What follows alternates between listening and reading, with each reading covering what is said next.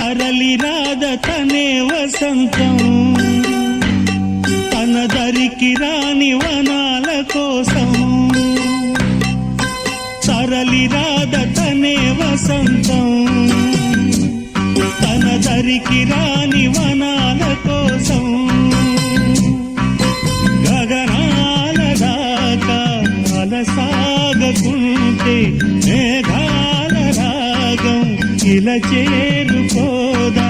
తరలి రాద తనే వసంతం తన దరికి రాని వనాల కోసం